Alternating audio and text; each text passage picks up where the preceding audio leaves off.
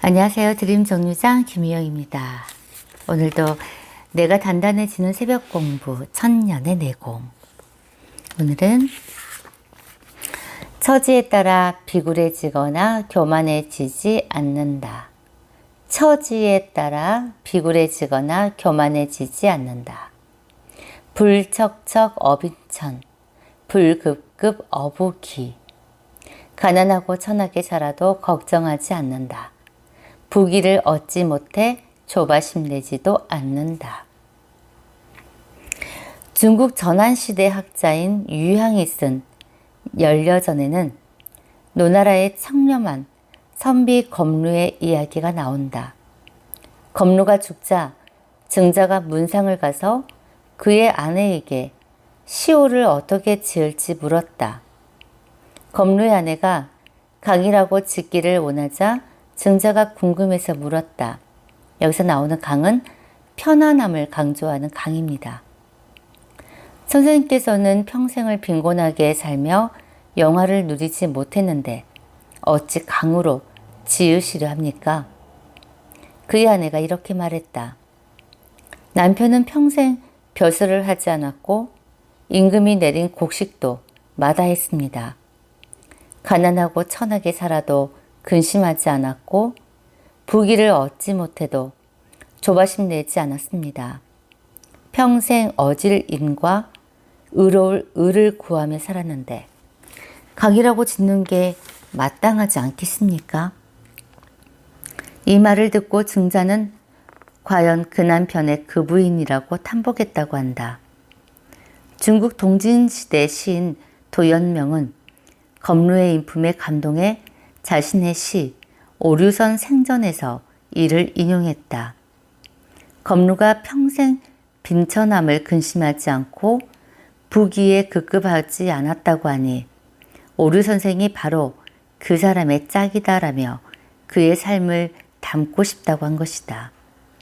오류 선생은 바로 도연명 자신이다. 부는 이미 오래전부터 사람들이 추구했던 욕구 가운데 하나다. 사람들은 부를 가지면 자신이 행복해질 거라고 여기며 열심히 부를 추구하고 있다. 세계적인 대부호 록펠러에게 한 기자가 지금도 엄청난 부자인데 계속 일을 하시니 얼마나 더 부자가 되고 싶으냐라고 묻자 록펠러는 조금만 더 라고 말했다고 한다. 채워지지 않는 탐욕을 잘 표현해주는 일하다.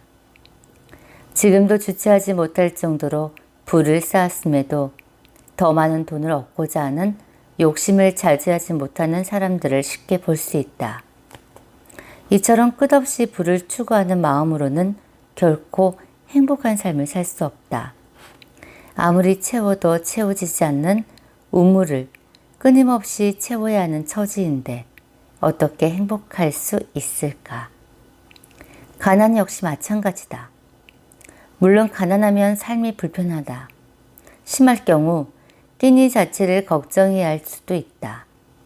하지만 가난은 그것을 대하는 사람의 의지에 따라서 그 의미가 달라진다. 검루나 도연명처럼 부에 연연하지 않고 가난을 초월한 삶을 살 수 있으면 가난 때문에 힘들어하고 조바심 내지 않게 된다. 도가의 대표적인 철학자 장자에게 위 왕이 선생은 어찌 그리 고달파 보입니까? 라고 묻자 장자는 나는 가난한 것이지 고달픈 것은 아닙니다. 라고 답했다. 단지 때를 만나지 못해 가난한 것일 뿐 힘들어하지 않는다는 것이다. 장자는 가난이 부끄러운 것이 아니라 가난으로 인해 찌들고 구차해지는 마음이 부끄러운 것임을 우리에게 가르쳐주고 있다. 가난하고 천하게 살아도 걱정하지 않는다. 부귀를 얻지 못해 조바심 내지도 않는다. 부도 가난도 모두 마음가짐에 달려있다. 부가 결코 행복의 조건은 아니고 가난이 불행의 이유도 아니다. 부자라고 해서 훌륭한 사람인 것도 아니고 가난한 사람이라고 해서 무능하거나 인격이 모자란 것이 아니다. 단지 부를 기준으로 인간의 격을 판단하는 사람들의 마음가짐이 문제인 것이다. 안빈낙도의 삶을 살기에는 우리 평범한 사람들은 모자람이 많다. 따라서 부와 가난에 대한 뚜렷한 의식과 철학을 심어주기 위해 어른들이 노력해야 한다. 하지만 무엇보다도 스스로가 올바른 부의 철학, 부에 대한 내공을 쌓을 수 있어야 한다. 아리스토텔레스는 부란 국가나 가정에서 필요한 만큼을 채우는 것이 한계인데 오직 돈을 버는 것을 목적으로 하는 사람들의 탐욕 때문에 한계가 없다라고 개탄했다. 그 시절에도 부를 쌓는데 목숨을 거는 사람들의 욕심이 사회의 걱정거리였다. 오늘날 더 심각해진 세태에서 어른들이 이를 바로 잡아야 한다. 네, 어쩌면은 오히려 가진 자들이 또 그것을 지키기 위해서 애를 쓰는 것 같아요.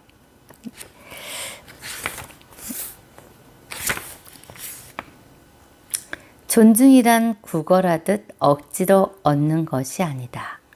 존중이란 구걸하듯 억지로 얻는 것이 아니다. 만초선 겸수익. 교만은 손해를 부르고 겸손은 이익을 받는다. 명심보감 안분에서 이렇게 실려 있다.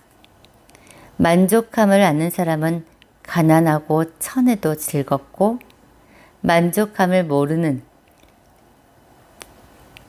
부하고 기에도 근심한다. 만족할 줄 알아 늘 만족하면 종신토록 욕되지 않고 그칠 줄 알아 늘 그치면 종신토록 부끄러움이 없다. 이 말에 이어 서경에 있는 위의 구절을 인용하며 결론으로 삼는다. 서경에 이르기를 교만은 손해를 부르고 겸손은 이익을 받는다. 이것이 바로 겸손과 교만의 실천적인 논리다. 겸손함은 스스로 만족감을 알아 절제하는 것이고 교만함은 스스로 만족하지 못해 탐욕을 부리는 것이다. 스스로 만족하는 사람은 인생이 즐거울 뿐 아니라 치욕을 당할 일이 없고 스스로 만족하지 못해 항상 더 많은 것을 구하려고 하는 사람은 늘 근심 속에 살아야 한다. 주어진 상황에 만족하지 못하고 계속 무언가를 더 욕구하는 사람에게 마음의 평안과 진정한 행복은 없다. 여시 춘추에는 만국의 군주는 반드시 스스로 교만하고 스스로 지혜롭다고 여기고 스스로 사물을 경시한다라고 실려있다. 교만한 지도자는 부하들을 소홀히 하고 백성을 업신여기며 경쟁자를 얕본다. 스스로 지혜롭다고 생각하는 사람은 주위의 의견에 귀 기울이지 않고 매사를 독단적으로 처리한다. 사물을 가볍게 여기면 작은 징조에 무관심하게 되고 어떠한 위험에도 대비하지 않는다.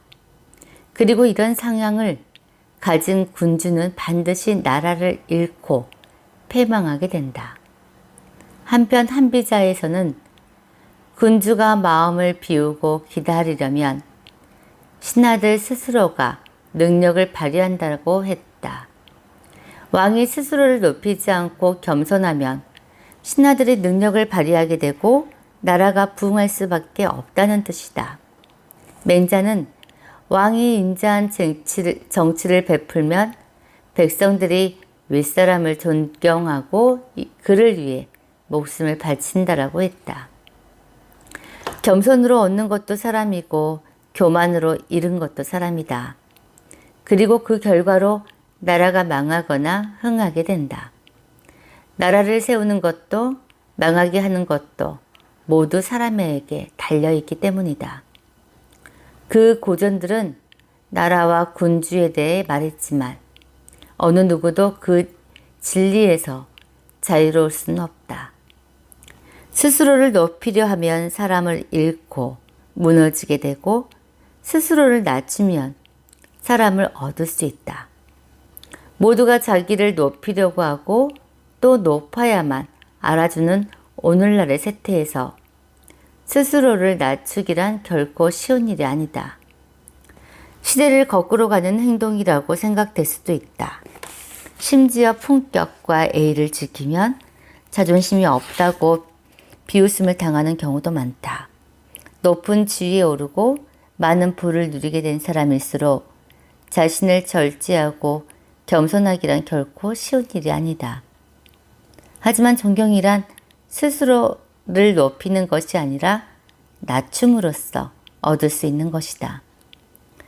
지위 여하를 떠나 스스로를 낮추는 사람에게 사람이 모이고 그렇게 그는 자연스럽게 소통의 중심 인물로 서게 된다.